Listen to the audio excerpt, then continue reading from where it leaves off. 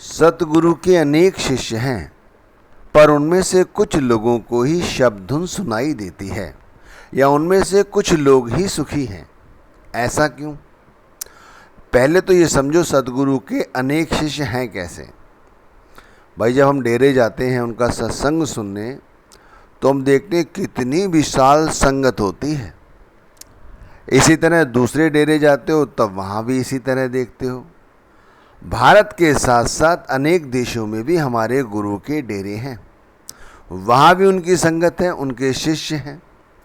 भाई इतनी बड़ी संगत, इतने सारे शिष्य, तो इनमें से सारे के सारे शिष्य सुखी क्यों नहीं रहते?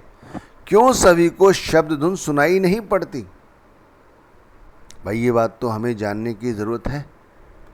इससे पहले ये खुद जानो, क्या हम सुखी हैं? क्या हमें शब्द धुन सुनाई पड़ती है, या हमें शब्द धुन क्यों नहीं सुनाई पड़ती? हम भी तो उन्हीं सतगुरु के शिष्य हैं जिनके और लोग। भाई ये बड़ा गूढ़ प्रश्न है, इसका हमें उत्तर खुद से ही जाके ढूंढना होगा कि इतनी बड़ी संगत, इतने बड़े शिष्य, कहीं कोई हमारी कमी तो नहीं छूट रही है जिस कारण से अभी हम सुखी नहीं हो पा रहे? कह रहे हैं सुख और दुख जो है अपने कर्मों का लेखा जोखा है। जिन्होंने भूतकाल में अच्छे कर्म कर रखे हैं वो इस समय सुख भोग रहे हैं, लेकिन जिन लोगों ने अपने प्रारब्ध में बुरे कर्म कर रखे हैं वो अब उनका हिसाब किताब चुकता कर रहे हैं। देखो भाई ये बात बिल्कुल ठीक है, लेकिन ये भी देखा गया है जो निर्धन हैं, जिनके पास कुछ नहीं है, लेकिन गुरु की मौज में मस्त हैं, तो मस्त हैं, सुखी हैं। सुख से, शब्द धुन का सुनने से भाई प्रारब्ध कर्मों से क्या लेना देना? अगर हम इस जन्म में हैं, इस जन्म में भी अच्छे कर्म नहीं कर रहे हैं, तो क्या हमें ये शब्द धुन या गुरु के सानिध्य में रहने के बाद भी हम खुश रह सकते हैं? नहीं रह सकते। भाई तो देखो, शब्द धुन किन लोगों को सुनाई नहीं पड़ती, या कौन लोग सुखी नहीं रहते, ये थोड़ा सा समझने का प्रयत्न करें। भाई जिन लोगों ने अभी तक 6 विषय विकारों में ही उलझे हुए हैं, वो कभी भी शब्द धुन नहीं सुन सकते, चाहे वो भक्ति कितनी ही कर लें। सुबह उठ जाएं, अमृत वेला में उठ जाएं, खूब नाम का सिमरन करें, भजन करें, चलते फिरते नाम का सिमरन करें, लेकिन ये 6 विकार नहीं छूटते, तो वो व्यक्ति कभी सुखी नहीं रह सकते, उन्हें कभी शब्द धुन सुनाई नहीं पड़ेगी। अब ये 6 विकार और भी बढ़ते जाते हैं, इनकी कई सारी शाखाएं हैं, वो भी हमें समझने की ज़रूरत है। तो पहले ये 6 विकार हैं, पहले इन्हें समझो। यदि हम काम, क्रोध, लोभ, मोह, मद और मात्सर्य, अगर हम इनमें ही उलझे हैं, हमसे काम के प्रति आसक्ति खत्म नहीं होती, हर वक्त क्रोध करते रहते हैं, लोभ में ही उलझे रहते हैं, हमारी आसक्ति मोह और मद और मात्सर्य इनमें ही लगी हुई है, तो कभी भी हम गुरु भक्ति नहीं कर सकते, और ना ही कभी हमें शब्द धुन सुनाई पड़ेगी, ना हम कभी सुखी रहेंगे। अरे भाई पहले इन 6 विकारों को छोड़ो, तभी तो हमें खुशियाँ मिलेंगी। जो दिन रात हम पाप करते हैं, जो हम दिन रात कामनाओं में ही उलझे रहते हैं, और जो हमारी मति कभी भी स्थिर होकर नहीं रहती, हमेशा ही स्थिर रहती है, जो हमेशा ही हमारे मन में धन संग्रह, संपत्ति संग्रह और विषय विकारों में ही जो हमारा मन उलझा रहता है, और हम हमेशा अपवित्र रहते हैं। छोटी छोटी बातों को बड़े शब्दों में प्रयोग करते हैं, छोटी छोटी बातों पर लड़ते हैं, विद्वान होने का ढोंग करते हैं, आडंबर करते हैं। तो भाई अब समझिए, चाहे भक्ति कितनी कर ली, चाहे कितने ही सत्संग सुन लिए, क्या इन चीज़ों को छोड़े बगैर हम सुखी रह पाएंगे, या हमें शब्द धुन सुनाई देगी? हम बैठे हैं ध्यान में, लेकिन ये 6 विकार, काम, क्रोध, लोभ, मोह, मद और मात्सर्य, ये हमसे छूटता ही नहीं। दिन रात पाप करते हैं, दिन रात कामनाओं में ही उलझे रहते हैं, मन की स्थिति हमेशा ही अस्थिर है, धन संग्रह, संपत्ति संग्रह, इन्हीं चीज़ों में उलझे हुए हैं, और इस अपवित्र मन से भक्ति करें। ये भक्ति हमारे गुरु को क्या किसी को भी कबूल नहीं होगी। दुनिया दिखावा चाहे जितना भी कर लो, लेकिन बनेगा कुछ नहीं।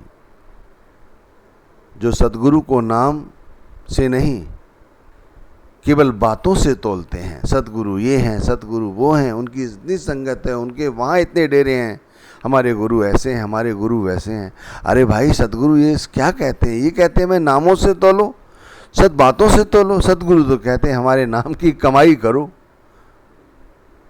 जो दूसरों को मान नहीं देते, लेकिन दूसरों से आदर सम्मान खूब चाहते हैं, दूसरों से चाहते हैं कि वो उनकी दिन रात इज्जत करें, लेकिन दूसरों की वो इज्जत नहीं करते। संतुष्ट रहना तो कभी सीखा ही नहीं, निष्काम रहना तो कभी सीखा ही नहीं। हमेशा ही अधैर्य और छोटी छोटी बातों पर बढ़ा चढ़ा कर लोगों के साथ वैर पालना, जिनकी आदत बन चुकी है, वो कैसे शब्द धुन सुन सकेंगे, कैसे गुरु नाम की भक्ति कर सकेंगे, कैसे खुश रह सकेंगे। जो केवल अपनी प्रशंसा सुनना चाहता है, दूसरे को गुणों को देखकर जलता है, दूसरे के रूप सौंदर्य को देखकर जलता है, दूसरों की धन संपत्ति, उनके परिवार को देखकर जो ईर्ष्या रखता है, वो कभी भी शब्द धुन नहीं सुन सकता, कभी भी सुखी नहीं रह सकता। जो सभी में अपना वीराना देखता है, जो सिर्फ अपने अपनों को फायदा कराना चाहता है, दूसरों को नहीं, अपना वीराना कोई है नहीं। कहते हैं संत मार्ग पर कोई वीराना नहीं है, यहाँ तो सारे अपने हैं। और अपनों को छोड़कर सिर्फ दूसरों को दोष देना, दूसरों के साथ वैर पालना, जिसने यही सीखा है वो कभी भी समदर्शी नहीं रह सकता। और जो समदर्शी नहीं है वो किस तरह से शब्द धुन सुन पाएगा? उनका स्वभाव शीतल कभी नहीं हो सकता। वो हमेशा ही अधैर्य रहते हैं। उनके लिए नीति कोई मायने नहीं रखती, उनके लिए विषय वासना ही सब कुछ है। जो खुद अपनी नीति पर चलते हैं, अपनी तरह से भक्ति को मोड़ लेते हैं, अपने शरीर के हिसाब से, अपनी बातों के हिसाब से मन मर्जी की भक्ति करने लगते हैं, उन्हें कभी भी शब्द धुन सुनाई नहीं पड़ती। चाहे उनके गुरु की कितनी ही संगत क्यों ना हो, उनके गुरु के कितने ही अनगिनत शिष्य क्यों ना हो, उन्हीं शिष्यों को सब कुछ प्राप्त होता है जो गुरु की मति पर चलते हैं, जिनके हृदय में प्रेम नहीं है, जो हमेशा ही क्रोध की बोली बोलते हैं, ईर्ष्या की बोली बोलते हैं, लोभ की, कामना की, वासना की बोली बोलते हैं। वो कैसे गुरु से प्रेम कर सकते हैं? जिनके हृदय में श्रद्धा नहीं है, जो दूसरों को क्षमा करना नहीं जानते, जो कभी मित्रता की भावना नहीं रखते, हमेशा ही क्रोध, लड़ने झगड़ने में ही विश्वास रखते हैं। भाई, जो स्वयं को महत्व देते हैं, वो लोग कभी भी गुरु भक्ति नहीं कर सकते, और जितनी भी गुरु भक्ति करें उसका फिर कोई फायदा भी नहीं होता।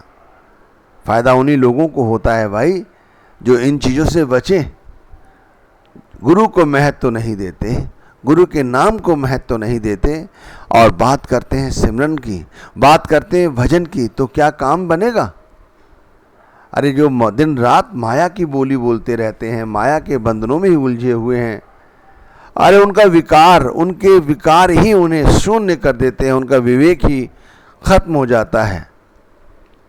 जो वेदों को केवल पठन पाठन की ही वस्तु समझते हैं कि पढ़ लिया, पढ़ने से क्या होगा, रटने से क्या होगा, रटने में तो तोते बड़े माहिर हैं। कहा जाता है अगर स्वर्ग में किसी को स्थान मिलता तो सबसे पहले तोतों को स्थान मिलता, क्योंकि तोते एक बात को बार बार रटते रहते हैं। हम भी गुरु नाम को बार बार रटते रहते हैं और इन्हीं विकारों में उलझे हुए हैं। तो क्या हमें शब्द धुन सुनाई देगी? नहीं देगी भाई, कभी नहीं सुनाई देगी। दूसरों से अभिमान करना, कुमार्ग पर चलना, अगर इन्हीं सभी में उलझे रहे तो भाई एक दिन यहाँ से खाली हाथ ही चले जाएंगे। गुरु नाम मिलने के बाद भी हमें इस गुरु नाम की अभी अहमियत का पता नहीं है, इसीलिए हम भजन सिमरन भी करते हैं फिर क्वेश्चन करते हैं, लोगों से पूछते हैं, कमेंट्स में जाके लिखते हैं कि भाई मैं इतने समय से भजन बंदगी कर रहा हूँ, लेकिन कुछ बना नहीं। ये शब्द धुन कैसे होती है, ये कैसे दिखाई पड़ती है, क्या इसके अंदर प्रकाश भी है? मुझे बहुत समय से सुन रहा हूँ, लेकिन कुछ बना नहीं, कभी आई थी अब नहीं आती। ये सारे ऐसे प्रश्न हैं भाई जो तुम्हारे नहीं हैं, सभी के हैं। पूरे गुरु के शिष्य होने के बाद भी यदि अभी हमें पूरी तरह से गुरु की जो शब्द है, उस शब्द का प्रकाश और शब्द की धुन सुनाई नहीं दी, तो हमें रिसर्च करने की ज़रूरत है, अपने अंदर मथानी मारने की ज़रूरत है। तो भाई इन विकारों को छोड़ो। हमने जो पुनर्जन्म में किया है वो तो किया है, अब उसे थोड़ी बदला जा सकता है। लेकिन यदि हम इन विकारों को छोड़ दें तो सद्गुरु हमारी मदद करते हैं, हमें इन विकारों से उठाने की कोशिश करते हैं, हमारे दुखों को सुखों में तब्दील कर देते हैं। धन संपत्ति परिवार ये तो सब हमारे लेखे में पहले लिखा हो गया है, लेकिन भजन बंदगी जो पूरी दिल से करते हैं वो हमेशा ही सुखी रहते हैं, उन्हें हमेशा ही चलते फिरते शब्द धुन सुनाई पड़ती है। अब कैसे? भाई काम छोड़ दो, क्रोध छोड़ दो, लोभ छोड़ दो, मत छोड़ दो, अभिमान छोड़ दो, तो फिर इन 6 विकारों को छोड़ते ही हमारी आत्मा शीतल हो जाती है, मन पवित्र हो जाता है, मन स्थिर हो जाता है, बुद्धि शांत हो जाती है, अंदर शीतलता आती है, और हम गुरु भक्ति चाहे थोड़ी ही करें पर गुरु घर में हमारी हाजिरी लगती है। शब्द का सिमरन करने बैठते हैं, चलते फिरते सिमरन करते हैं, तो अन्य विकार या विचार हमारे मन में प्रवेश नहीं करते। क्यों? क्योंकि वहां गुरु स्थान ले चुके हैं। समझो, जब दिमाग से काम ही निकल गया, क्रोध ही निकल गया, लोभ ही निकल गया, मोह निकल गया, मद निकल गया, अभिमान निकल गया, फिर वहां क्या रह गया? वहां केवल हमारी आत्मा रह गई। हमारी आत्मा तो परमात्मा का अंश है, और हमारी आत्मा उस सतनाम समुद्र के अंश होने के कारण वो फिर दिन रात नाम की कमाई में लग जाती है। फिर जो भी वो कमाई करती है तब उसे गुरु का प्यार ही मिलता है, यानी कि शब्द धुन सुनाई पड़ती है। फिर हम दिन रात पापों को नहीं करते, पापों से बचते हैं। फिर हम कामनाओं में नहीं उलझते, हमें कामनाएं प्यारी नहीं लगती, केवल गुरु का सिमरन भजन ही प्यारा लगता है। हमारी मति जो अस्थिर थी वो स्थिर हो जाती है। हम धन संग्रह के विषय में नहीं सोचते, माया संपत्ति इसे जोड़ने के बारे में नहीं सोचते। फिर हम सोचते हैं ज़्यादा से ज़्यादा नाम का सिमरन किया जाए, ज़्यादा से ज़्यादा शब्द धुन सुना जाए, ज़्यादा से ज़्यादा उन रूहानी मंडलों पे पहुंचा जाए, ज़्यादा से ज़्यादा जीते जी मरने की कोशिश की जाए। हम अपवित्र हैं, लेकिन फिर हम पवित्र हो जाते हैं, क्योंकि हमारी आत्मा चाह कर भी कोई पाप नहीं करती। मन और इंद्रियां हमारी आत्मा को भयभीत नहीं करते, आत्मा उनसे दूर ही रहती है, और फिर मन सही दिशा में चलता है। फिर बड़े बड़े शब्दों की बजाय बड़े बड़े समय तक गुरु के नाम का सिमरन करते हैं, भजन करते हैं। विद्वान होने का दिखावा नहीं करते, अपने आप को लोगों की चरण धूली कहकर बयान करते हैं और खुद समझते हैं, इसीलिए सुखी रहते हैं। जो मिल जाता है, जो खा लेते हैं उसमें ही संतोष महसूस करते हैं, संतोष धारण करते हैं। दूसरों को मान देते हैं, दूसरों को इज्जत देते हैं, खुद कभी मान पाने की अभिलाषा नहीं करते, समदर्शी रहते हैं। हमारे लिए सारे अपने हैं, हमारे लिए कोई वीराना नहीं है। ये है गुरु की शिक्षा का प्रताप। अनगिनत शिष्य हैं लेकिन उनमें से कोई कोई ऐसा विरला है जो गुरु की स्मृति को समझता है, और वही फिर सब कुछ पा लेता है। प्रेमी हृदय हो जाता है, उसके हृदय में श्रद्धा हो जाती है, वो क्षमा सीख लेता है, मित्रता सीख लेता है, दूसरों को महत्व देना सीख लेता है, माया की बोली नहीं बोलता, विवेक जागता है।